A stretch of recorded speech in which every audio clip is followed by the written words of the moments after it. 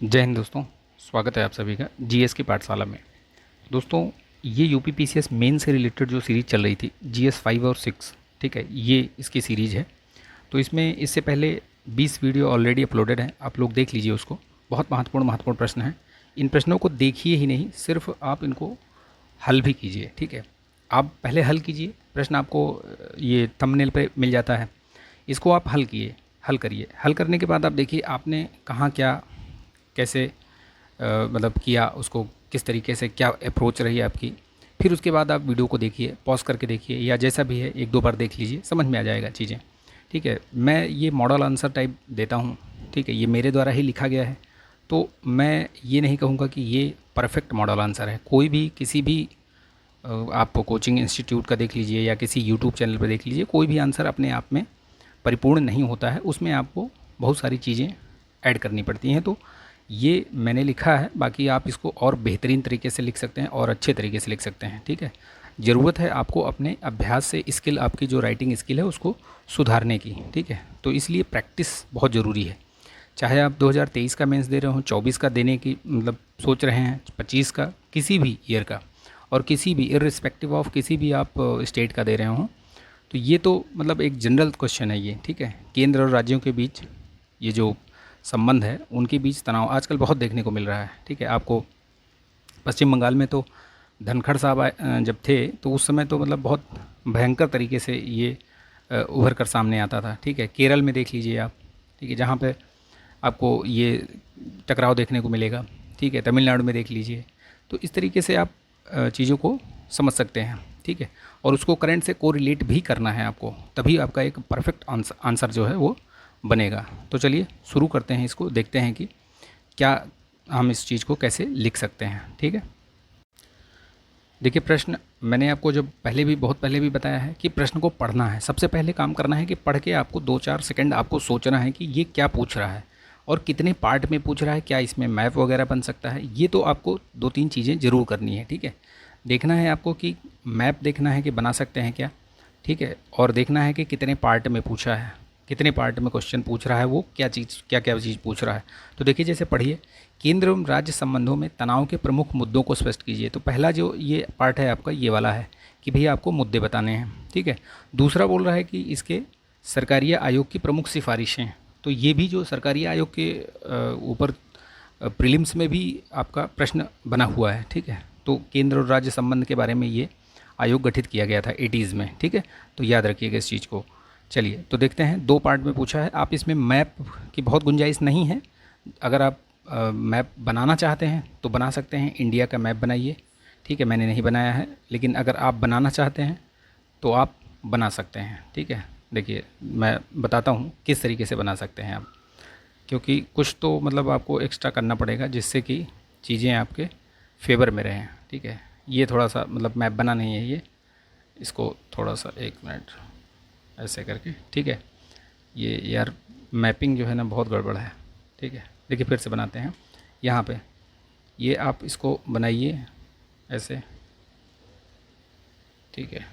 ये आया आपका इधर, ये ऐसे, ठीक। फिर इधर से आप ऐसे ले आइए इधर, फिर इधर ऐसे, ठीक है। कुछ ऐसे ही बनेगा। आप इसमें जैसे कोई भी यहाँ पे दिल्ली दिखा दीजिए, ठीक है, क्योंकि केंद्र यहीं पे है।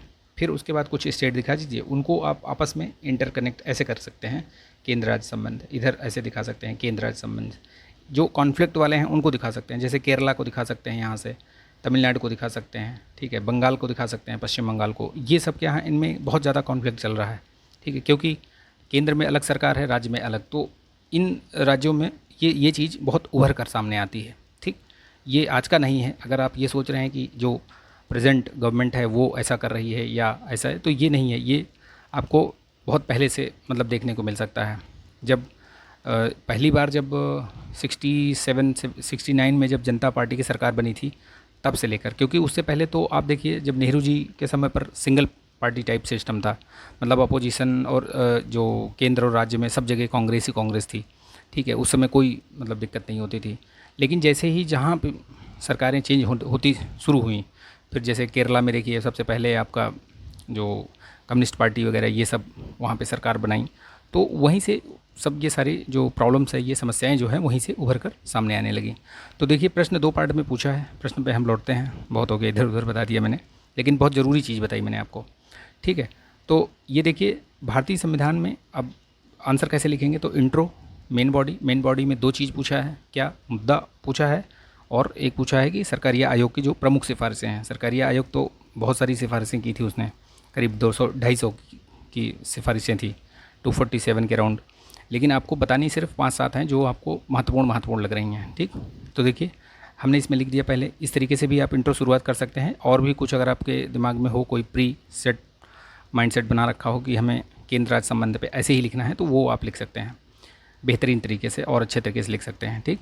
तो भारतीय संविधान में केंद्र राज्य संबंध के मध्य संबंधों के लिए प्रावधान भाग 11, अनुच्छेद बता दीजिए आप कहाँ से कहाँ तक है, 45 से लेकर 263 तक, और भाग 12, क्योंकि भाग 12 इसलिए बोल रहा हूँ कि वहाँ पे वित्तीय संबंध आपको देखने को मिलेंगे, ठीक है।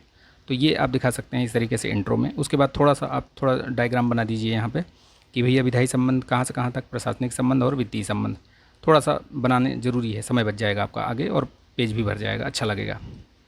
फिर उसी तर्ज पे आप इनको ये भी बताइए कि इस क्षेत्र में मुद्दे भी हैं, क्योंकि जो संबंध हैं उन्हीं पे तो मुद्दे होंगे भाई। विधायी संबंध है तो उसमें कुछ मुद्दे होंगे, वित्तीय संबंध है तो उसमें कुछ मुद्दे होंगे, जो प्रशासनिक संबंध है तो उसमें कुछ मुद्दे होंगे। तो वैसे ही बताइए आप, और एग्जाम्पल आप सेट करके रखिए, देखिए कि कहाँ क्या कैसे हो रहा है। जैसे विधायी संबंध में देखिए आपको याद होगा कि कृषि कानून बना था, तो राज्यों ने भी काफ़ी अपोज़ किया था, ठीक है। नई पॉलिसी जो शिक्षा नीति आई थी, नई एजुकेशन पॉलिसी, उस पर भी राज्यों ने बहुत सारा वो किया था, ठीक है। तो इस तरीके से है। तो आप विधायी संबंध में बता सकते हैं कि राज्यों मतलब संसद द्वारा राज्य सूची पे या समवर्ती सूची में जो है कानून बना दिया जाता है, जिससे कि राज्यों को समस्याएं होती हैं। तो अगर सेम पार्टी की गवर्नमेंट है तब तो कोई समस्या नहीं होती, लेकिन जहाँ पे जैसे भी अलग पार्टी हुई वो अपने आप फिर वो समस्या उत्पन्न होने लगती है। तो ये विधायी संबंध दिखा सकते हैं आप। इसी तरीके से प्रशासनिक संबंधों को भी आप उजागर कर सकते हैं। भाई राज्यपाल की नियुक्ति में दिक्कत होती है, ठीक है, दिक्कत तो नहीं होती खैर, मतलब राज्यपाल की नियुक्ति से दिक्कत होती है, यानी कि उनके द्वारा कुछ कुछ चीज़ें ऐसी होती हैं जो कि जैसे राष्ट्रपति शासन की सिफारिश करना, ठीक है, किसी विधेयक को रख लेना, मतलब निलंबनकारी वीटो करना या पॉकेट वीटो करना, इस तरीके से, ठीक है, या राष्ट्रपति के लिए सुरक्षित रख लेना। तो ये सारी चीज़ें क्या हैं, ये सब समस्याएं ही तो हैं भाई। विधान सभा जो है उसको पास करके आपके पास भेज रही है और आपने उसको रख लिया, उस पर कोई निर्णय नहीं दे रहे हैं, या फिर आपने उसको राष्ट्रपति के सलाह के लिए, उसके लिए परामर्श के लिए रख दिया, उनके पास भेजने के लिए, ठीक है। तो ये चीज़ें हैं, ठीक। जैसे हाल ही में अभी देखिए और एक चीज़ है जो केंद्र राज्य संबंध में बहुत बड़ी बात बन के आ रही है निकल कर सामने, कि राज्यपाल जो हैं वो अपनी जो विवेकाधीन शक्तियों का प्रयोग कर रहे हैं। बेसिकली उनकी बहुत सारी शक्तियाँ होती हैं, विधायी, कार्यकारी, ठीक है, आपातकालीन और ये वित्तीय। तो ये इन सब शक्तियों में एक शक्ति होती है विवेकाधीन शक्तियाँ, जो कि कहीं ऐसे मेंशन नहीं है कि आपको ये करना है, ये करना नहीं करना, ठीक। उसका प्रयोग करके ये लोग कहीं कहीं पे संवैधानिक संकट उत्पन्न कर दे रहे हैं। जैसे आप देखिए कि अभी कुछ दिन पहले ही तमिलनाडु में कुछ मतलब बवाल हुआ था, लफड़ा हुआ था, तो वहाँ पे मंत्री जो थे, जिससे जो चीज़ संबंधित थी, उनको मतलब बिना मंत्रिमंडल के सिफारिश के ही, बिना मुख्यमंत्री के सिफारिश के ही उनको जो है वो बर्खास्त कर दिया था।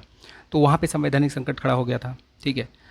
उससे पहले भी कई सारी चीज़ें हुई, जैसे तेलंगाना में देखिए संवैधानिक संकट ये हुआ था कि राज्यपाल के अभिभाषण के बिना ही जो है ये सत्र शुरू कर दिया गया था, बजट सत्र। इस तरीके से पश्चिम बंगाल में आपने कई बार चीज़ें देखी होंगी, ठीक है। तो इस तरीके के जो कॉन्फ्लिक्ट हैं वो उभर कर सामने आते हैं, उनको आप दिखा सकते हैं थोड़ा सा करंट के साथ इंक्लूड करके, ठीक। अब वित्तीय संबंधों में देख लीजिए, तो वित्तीय संबंधों में देखिए जैसे सबसे बड़ी बात तो ये है कि उनको जो वित्त का आवंटन होता है, जो वित्त आयोग करता है अनुच्छेद 280 के तहत, वित्त आयोग का निर्धारण अब राष्ट्रपति ही करते हैं, ठीक है। तो वो लोग क्या है कि बेसिकली, ठीक है, तो वित्तीय संबंधों में आपको सबसे बड़ी समस्या यही होगी, जो सिफारिशें होती हैं उसमें उनको बड़ी दिक्कत होती है कि आवंटन जो है वो कम किया गया। उनकी जो अभी जैसे जीएसटी क्षतिपूर्ति नहीं हो पाई है, बहुत सारे राज्य जो है बहुत सारी चीज़ें बताते रहते हैं, जीएसटी आने के बाद जो है उनको बड़ा नुकसान हुआ है। तो ये सारी चीज़ें, ये सब आरोप प्रत्यारोप केंद्र राज्य एक दूसरे पे लगाते रहते हैं, ठीक है। ये चीज़ें उभर कर सामने आती रहती हैं, इनको आपको दिखाना भी है, ठीक है। तो इनको एग्जाम्पल के रूप में आप इसमें दिखा सकते हैं। अब सेकंड पार्ट आता है, पहला पार्ट हमने कवर कर लिया, और भी अच्छे तरीके से आप लिख सकते हैं फर्स्ट पार्ट को, किसी भी तरीके से। मान लीजिए आप ऐसे भी करके दिखा सकते हैं, ठीक है, कई सारी चीज़ें दिखा सकते हैं वित्तीय में, फिर आप इसको विधायी में, ठीक है, फिर आप इसको प्रशासनिक में, ऐसे ऐसे करके दिखा सकते हैं। प्रशासनिक में जैसे आपको याद होगा कि बहुत बार ऐसा होता है कि केंद्र सरकार जो है, चूँकि जो डीएमएसपी और ये सब अखिल भारतीय सेवाएं जो होती हैं, IAS PCS जो भी है, PCS तो नहीं, IAS, ठीक है, तो ये IPS वगैरह, इनका क्या है, ये लोग सरकार जो मेन क्या है, ये तो हैं तो केंद्र के, ठीक है, तो इन पर भी बहुत सारे आरोप प्रत्यारोप लगते रहते हैं।